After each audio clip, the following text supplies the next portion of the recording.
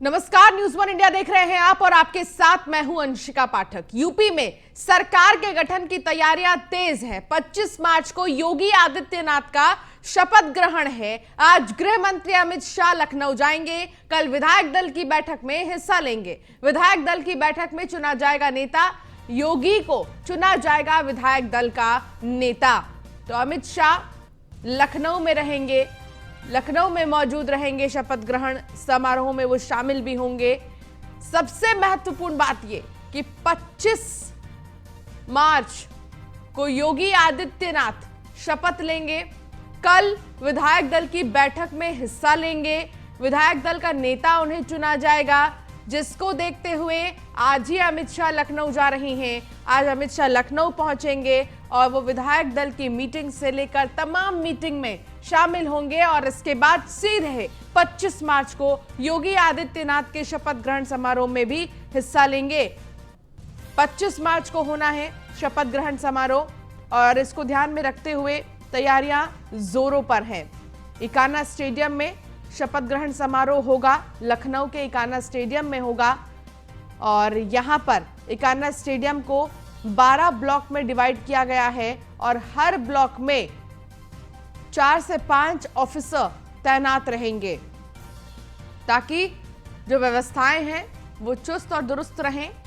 इसके साथ ही आपको ये भी बता दें कि इकाना स्टेडियम में कई सारे दर्शकों के बैठने की भी व्यवस्था की गई है। अमित शाह से लेकर पीएम मोदी और जेपी नड्डा तक कड़े बड़े वीवीआईपी नेता जो हैं शपथ ग्रहण में शामिल होंगे और उनके लिए व्यवस्थाएं की गई हैं। देश के सबसे बड़े सूबे के मुखिया योगी आदित्यनाथ 25 मार्च को एक बार फिर मुख्यमंत्री पद की शपथ लेंगे, जिसके लिए लखनऊ का इकाना स्टेडियम दुल्हन की तरह सजाया जा रहा है। इस ताजपोशी में पीएम मोदी से लेकर अमित शाह, साथ ही विपक्ष के भी कई बड़े नेता शामिल होंगे। देखिए रिपोर्ट।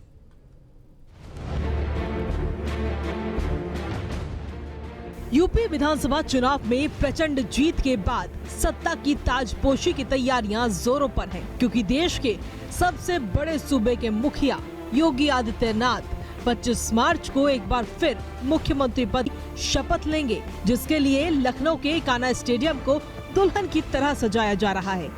कार्यवाहक मुख्यमंत्री योगी आदित्यनाथ दूसरी बार सीएम पद की शपथ लेंगे। योगी आदित्यनाथ न केवल शपथ लेंगे बल्कि कई इतिहास भी अपने नाम दर्ज करेंगे। दशकों बाद योगी आदित्यनाथ पहले मुख्यमंत्री होंगे जो लगातार दूसरी बार सीएम पद की शपथ ग्रहण करेंगे। इससे पहले यूपी की जनता हर 5 साल में अपना मुखिया बदलती रही है। कल्याण सिंह से लेकर राजनाथ सिंह और मुलायम सिंह यादव, उसके बाद अखिलेश से लेकर मायावती तक को यूपी की जनता लखनऊ की गद्दी पर बैठाया, लेकिन लगातार दूसरी बार योगी ही हैं जो लखनऊ की गद्दी पर बैठने जा रहे हैं। मुख्यमंत्री योगी आदित्यनाथ के दूसरे कार्यकाल के शपथ ग्रहण को लेकर तैयारियां पूरी चल रही हैं। हम खड़े हैं इकाना के गेट नंबर 3 पर। हालांकि इकाना में 5 गेट हैं और ये गेट नंबर 3 है, जहां से जो विशिष्ट अतिथि आएंगे वो इससे अंदर जाएंगे और मीडिया को भी एंट्री इसी गेट से दी जाएगी। और कहीं ना कहीं चीजों को अंतिम रूप दिया जा रहा है। आप देख सकते हैं यहाँ पर बाहर द्वार बनाया जा रहा है, जिसको लेकर काम चल रहा है। हालांकि अगर हम इकाना की बात करें तो इकाना में तैयारियां पूरी हो चुकी हैं। चीजों को अंतिम रूप दिया जा रहा है, हम कह रहे हैं फाइनल किया जा रहा है।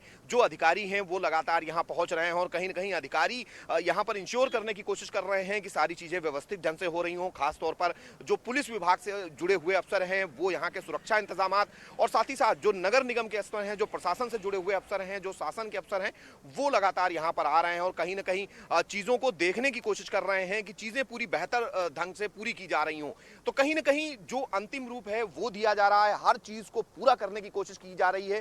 क्योंकि इस शपथ ग्रहण से देश भर में एक संदेश देने की कोशिश होगी भारतीय जनता पार्टी की।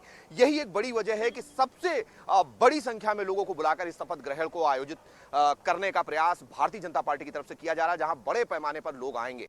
जानकारी के मुताबिक शपथ ग्रहण में करीब 45,000 लोग शिरकत करेंगे। 200 से ज्यादा वीवीआईपी की लिस्ट तैयार की गई है। शपथ ग्रहण समारोह में प्रधानमंत्री नरेंद्र मोदी, अमित शाह समेत देश के कई बड़े नेता शामिल होंगे। वहीं विपक्ष के नेताओं को भी निमंत्रण दिया जाएगा। समारोह में समाजवादी पार्टी के संरक्षक मुलायम सिंह यादव, सोनिया गांधी, पूर्व मुख्यमंत्री और सपा प्रमुख अखिलेश यादव, बसपा प्रमुख मायावती समेत कई राज्यों के मुख्यमंत्रियों को भी निमंत्रण दिया जाएगा। स्टेडियम में भव्य शपथ ग्रहण को लेकर तैयारियां लगातार चल रही हैं। हम खड़े हैं गेट नंबर 4, जो कि वो गेट है जिससे वीवीआईपीज एंट्री करेंगे। आप देखें, इसके ऊपर वो द्वार बनाया जा रहा है जिससे जो वीवीआईपी आएंगे, मतलब अति विशिष्ट अतिथि, जिसमें प्रधानमंत्री मोदी भी होंगे, गृह मंत्री अमित शाह होंगे, रक्षा मंत्री राजनाथ सिंह होंगे, विभिन्न प्रदेशों के मुख्यमंत्री होंगे, बीजेपी अध्यक्ष जेपी नड्डा होंगे, खुद मुख्यमंत्री योगी आदित्यनाथ भी होंगे।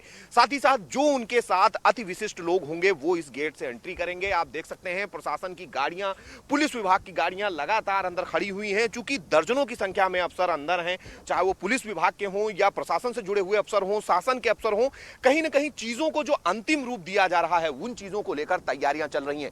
क्योंकि भव्य और दिव्य शपथ ग्रहण के लिए लगातार हर वो चीजें करने की कोशिश उत्तर प्रदेश सरकार की तरफ से है जिससे एक संदेश पूरे भारत भर में जाए। क्योंकि 2024 का लोकसभा चुनाव है और कहीं ना कहीं बीजेपी का उद्देश्य यही है कि लोकसभा चुनाव को लेकर एक बड़ा संदेश उत्तर प्रदेश से दिया जाए। क्योंकि देश का सबसे बड़ा सूबा है, सबसे बड़ी जनसंख्या है और सबसे बड़े बहुमत के साथ भारतीय जनता पार्टी इस प्रदेश में वापस आई है, कि इतिहास रचा है, पिछले 35 सालों के रिकॉर्ड को तोड़ा है। जब जीत बड़ी हो तो जश्न भी गजब की ही होनी चाहिए। इसीलिए बीजेपी कार्यकर्ता हो या नेता, सभी पूरे दमखम के साथ शपथ ग्रहण समारोह को ऐतिहासिक बनाने में जुट गए हैं। Bureau report, news 1 India. Sapa के राष्ट्रीय अध्यक्ष अखिलेश यादव ने लोकसभा की सदस्यता से इस्तीफा दे दिया है, लेकिन सांसद का पद नहीं छोड़ा। दरअसल आजमगढ़ में सपा ने सभी सीटों पर जीत दर्ज की। लाख कोशिशों के बावजूद भी बीजेपी सपा के गढ़ को भेद नहीं पाई। अब इस्तीफे के पीछे की सियासत क्या है, आपको रिपोर्ट के जरिए समझाते हैं।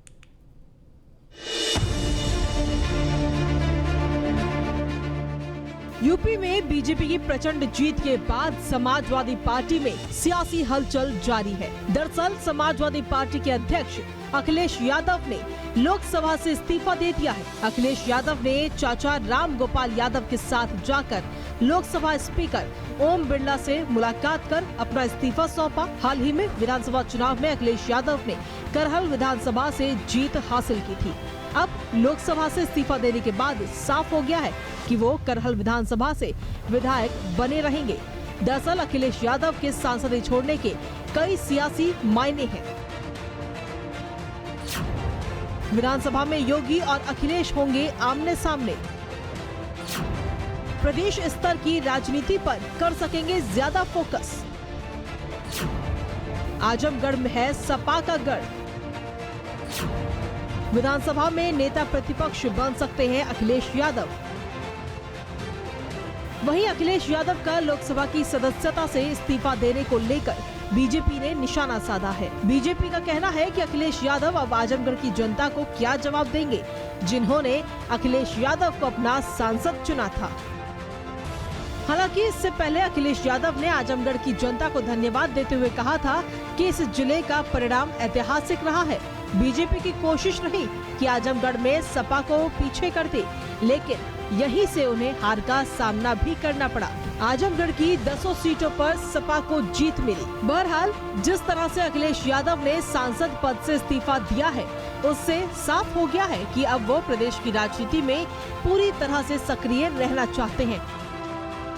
कयास ये भी लगाया जा रहा है कि अखिलेश यादव अब यूपी विधानसभा में विपक्ष के नेता बन सकते हैं, यानी अब बीजेपी सरकार के खिलाफ अखिलेश यादव विधानसभा के अंदर भी रहकर योगी सरकार को चुनौती देते दिखेंगे। Bureau report, news 1 India. तो वहीं एटा में मथुरा एटा मैनपुरी एमएलसी चुनाव के नामांकन के दौरान सपा प्रत्याशियों ने मारपीट करने और प्रत्याशियों के दूसरे सेट के नामांकन पत्र छीनकर फाड़ने का आरोप लगाया है। साथ ही सपा ने बीजेपी कार्यकर्ताओं पर नामांकन रूम में घुसने नहीं देने और मारपीट करने का आरोप लगाया है। सपा प्रत्याशी उदयवीर सिंह ने बीजेपी के कार्यकर्ताओं पर गंभीर आरोप लगाए हैं। साथ ही उन्होंने पुलिस पर भी बीजेपी के इशारे पर काम करने का आरोप लगाया।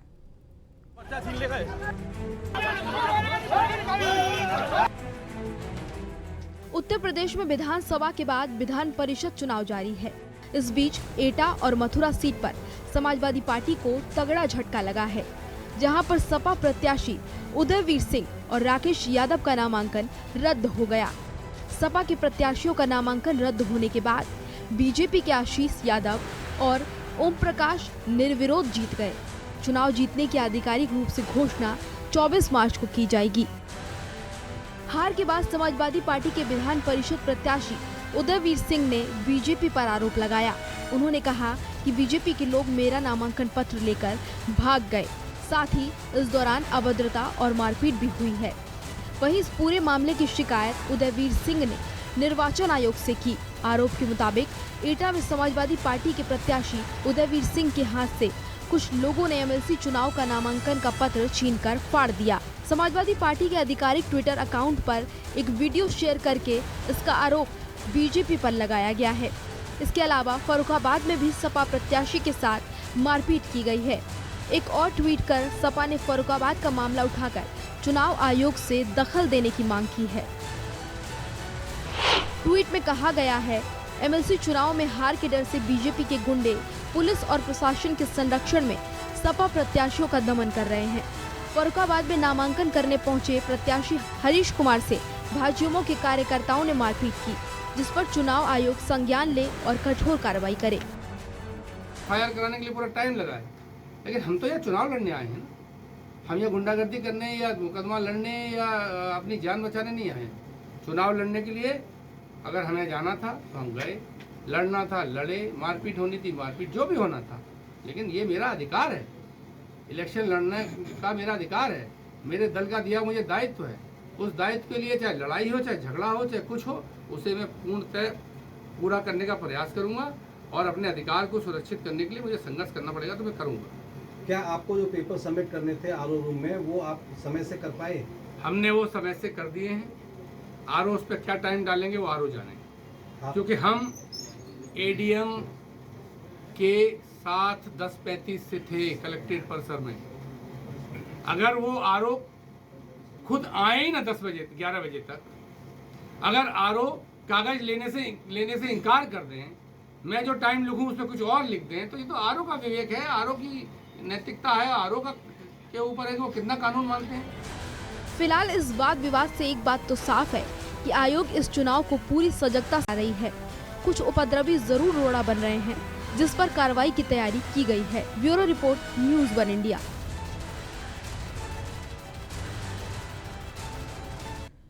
मथुरा जिला जज की अदालत में श्री कृष्ण विराजमान की याचिका पर रिवीजन के तौर पर न्यायालय ने सुनवाई की है। इस दौरान न्यायालय ने सुनवाई की अगली तारीख 6 अप्रैल दी है, जहां न्यायालय श्री कृष्ण विराजमान द्वारा लगाई गई 13 एकड़ भूमि को अतिक्रमण मुक्त कराने को लेकर दायर याचिका पर सुनवाई करेगा।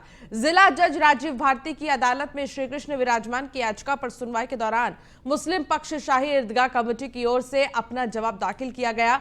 मुस्लिम पक्ष की ओर से श्री कृष्ण विराजमान की याचिका को गलत बताते हुए कहा कि नॉट मेंटेनेबल है और इनको याचिका दायर करने का कोई अधिकार नहीं है। साथ ही उन्होंने पूर्व समझौते का भी हवाला दिया। बता दें कि श्री कृष्ण विराजमान पक्ष द्वारा श्री कृष्ण जन्मभूमि में 13 एकड़ भूमि को अतिक्रमण मुक्त कराने को लेकर याचिका दायर की गई है। साथ ही मथुरा की शाही ईदगाह को श्री कृष्ण जन्मभूमि का हिस्सा बताया है। ये है कि 1991 में जो हमारे भूतपूर्व प्रधानमंत्री थे नरसिंह राव जी, और ये बाबरी मस्जिद जन्मभूमि जो डिस्प्यूट चल रहा था, उस वक्त एक एक्ट वो इसी पॉइंट ऑफ व्यू से लाए थे कि कम्युनल हार्मोनी बनी रहे, और उसके तहत ये मेंशन किया गया कि 15 अगस्त 1947 के पहले के जो रिलीजियस प्लेसेस हैं वो जिस सिचुएशन में है उसे किसी भी रूप में कन्वर्ट नहीं किया जाएगा और कोई भी कन्वर्जन के संबंध में कोई भी सूट फाइल नहीं होगा। तो वो प्ली हमारे द्वारा बाकायदा ली गई, एक एप्लीकेशन मूव की गई, उस पर भी आर्गूमेंट किया गया क्योंकि आप ये जो मस्जिद हमारी बनी हुई है प्लेंटिफ के खुद के मुताबिक ये औरंगजेब ने बनवाई थी 16वीं शताब्दी में। इसका मतलब 15 अगस्त 1947 से पहले एग्जिस्ट कर रही है, और आपने मुकदमा ये फाइल किया है कि इस मस्जिद को हटाकर इसे कृष्ण जन्मभूमि के रूप में या मंदिर बनाया जाए। तो this is called conversion of the religious place. तो हमारे द्वारा ये प्ली ली गई कि आपका जो सूट है वो 1991 के एक्ट से बार्ड है, क्योंकि सूट ही आपका लाई नहीं करता था, इसलिए अपील और रिवीजन किसी भी रूप में चलने लायक नहीं है, उन्हें इसी स्तर पर खारिज किया। कानूनी स्थिति ये है कि 1991 में रिवीजन को ये बताएगा कि ये रिवीजन मेंटेनेबल नहीं है, दूसरे राइट टू सू, और कई महत्वपूर्ण बिंदुओं पर बहस हुई। जिस तरह से 16वीं शताब्दी में औरंगजेब जी द्वारा शाही मस्जिद का निर्माण किया गया था और इनके द्वारा जो जमीन खरीदना बताया गया है वो 1815 में राजा पट्टीमल के द्वारा जमीन को खरीदना बताया है। और वो मस्जिद का उसमें कोई उल्लेख नहीं है, वो पहले बन चुकी है और जो 13 एकड़ 37 ग्रेटर नोएडा में ठग गिरोह का आतंक बढ़ता जा रहा है। बिसरख पुलिस को बदमाश खुलेआम चुनौती दे रहे हैं। हर रोज चुनैती लूट चोरी की वारदात को अंजाम दे रहे हैं। इसी कड़ी में ठग गिरोह ने Greater Noida West JM Florence, Shri Radhe Sky Garden और जीआर गार्डन सोसाइटी से 3 कारों के शीशे तोड़कर सामान चोरी कर ले गए हैं। साथ ही लैपटॉप समेत जरूरी सामान भी ले गए।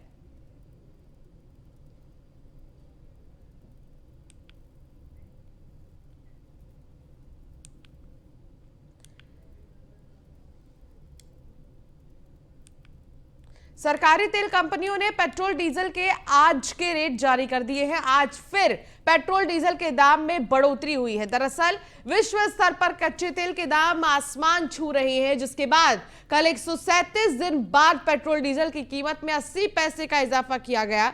यह सिलसिला आज भी जारी है। आज भी देश में तेल कंपनियों ने ईंधन की कीमत में 80 पैसे की बढ़ोतरी की है। तो बता दें कि लगातार आज भी ये सिलसिला जारी है। पेट्रोल और डीजल की कीमतें बढ़ रही हैं और कल ही बढ़ोतरी हुई थी 137 दिन बाद और आज भी। पूर्व मुख्यमंत्री हरीश रावत ने देहरादून कांग्रेस भवन में मुख्यमंत्री पुष्कर सिंह धामी और प्रधानमंत्री नरेंद्र मोदी की तारीफ की है।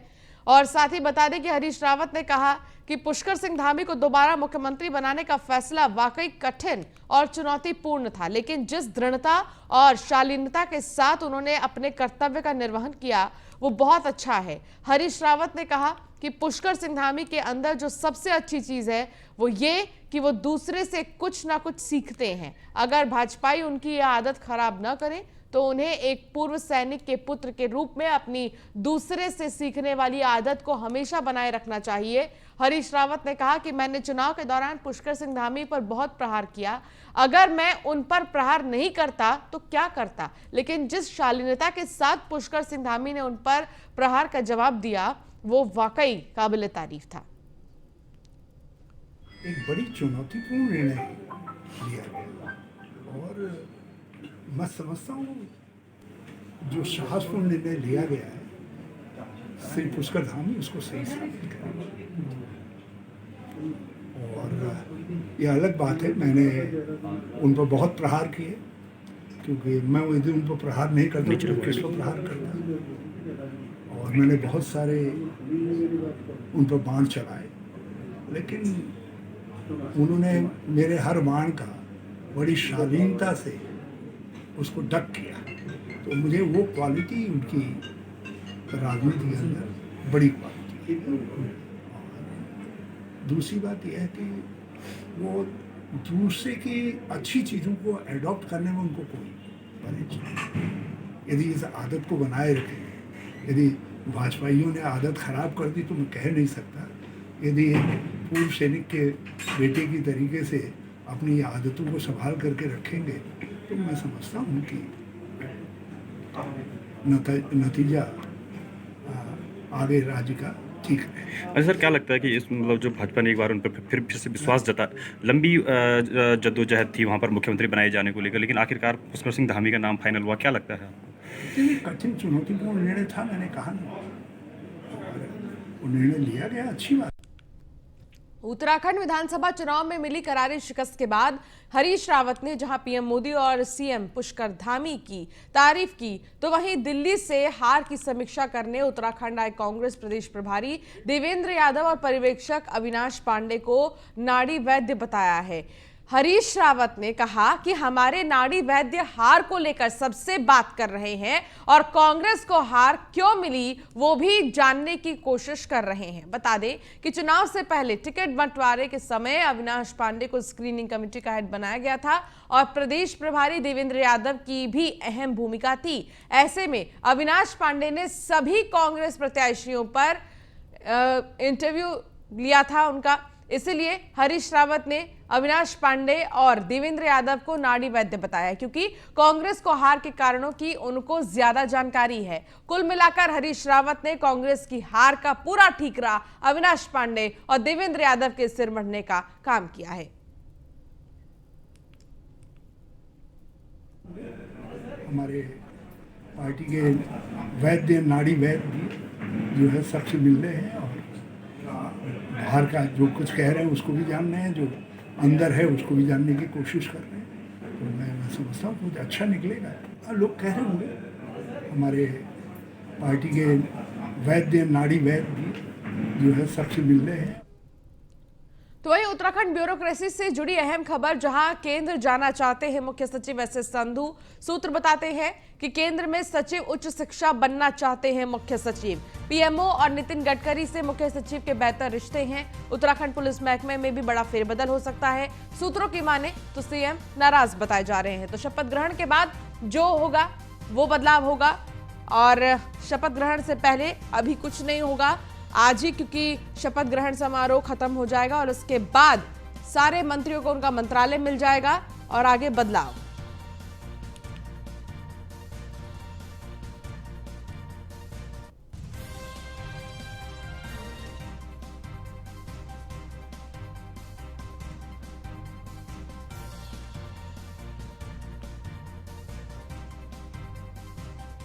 पौड़ी में खेल प्रेमियों को जल्द लॉन टेनिस की सौगात मिलने वाली है, जिसका निर्माण कार्य 70% से अधिक पूरा हो चुका है। निर्माण पूरा होने के बाद लॉन टेनिस खिलाड़ियों को आधुनिक सिंथेटिक कोर्ट में टेनिस खेलने का मौका मिलेगा। साथ ही जिला मुख्यालय में अब टेनिस की राष्ट्रीय प्रतियोगिताएं भी हो सकेंगी।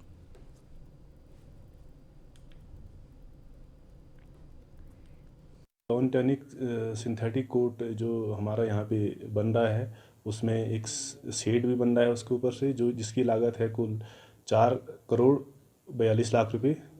और ये बच्चों के लिए बहुत ही सुविधाजनक बन रहा है, जिसमें कि हमारे पौड़ी गढ़वाल से जो बच्चे लॉन टेनिस नहीं खेल पाते थे वो लॉन टेनिस का पूरा प्रशिक्षण ले पाएंगे और हमारे कोचेज़ के माध्यम से अच्छा प्रशिक्षण ले सकेंगे। लॉन टेनिस सिंथेटिक कोर्ट जो हमारा यहाँ पे बन हरिद्वार में सुप्रसिद्ध गोल्डी मसाला कंपनी की तरफ से गढ़वाल मंडल में पुरस्कार वितरण और लकी ड्रॉ समारोह का आयोजन किया गया, जिसमें गढ़वाल मंडल में गोल्डी मसाले की कंपनी से जुड़े वितरक पहुंचे, जहां उनको कंपनी के एमडी सुरेंद्र गुप्ता ने पुरस्कार वितरण करके सम्मानित किया। बता दें कि हरिद्वार कार्यक्रम का उद्घाटन कानपुर से विशेष रूप से आए कंपनी के प्रबंधक निदेशक सुरेंद्र गुप्ता ने दीप प्रज्वलित कर किया है। सुरेंद्र गुप्ता ने गोल्डी समूह के निर्देशों को विस्तार की बिक्री, अधिकारियों और कर्मचारियों की कड़ी मेहनत, बढ़िया क्वालिटी और वाजिब दाम के साथ बदलते मार्केट परिवेश को ध्यान में रखते हुए टेक्नोलॉजी, उत्पाद विस्तार, मार्केटिंग और प्रचार में जो नए नए प्रयोग किए गए हैं वही गोल्डी की सफलता के मूल मंत्र है, बताया। हमारा जो प्रयास है वो भारतवर्ष के हर किचन में, हर रसोइयों पर पहुँचे और वहाँ पर प्यार पाए। इसी उद्देश्य से स्कीम चलाई जाती है कि जो हमारे रिटेलर भाई हैं, हमारे विक्रेतागण हैं, वो जो 6 महीने 8 महीने हमारे से जुड़े होते हैं, उनको हम किस तरह से स्कीमें दें। आज का ये जो प्रोग्राम है इसमें लगभग स्कीम 10,000 गढ़वाल ज़िले में बटी, लेकिन विशेष रूप से 860 लकी ड्रा के पुरस्कार यहाँ बटे, जिसमें कार भी है और बाइकें भी हैं। इस तरह से करके जो गोल्डी के साथ जुड़ता है उसका किस तरह से सम्मान हो सके, किस तरह से उसका प्यार गोल्डी पा सके, इन्हीं सब भावनाओं के साथ गोल्डी समूह आप सबके सामने है। धन्यवाद।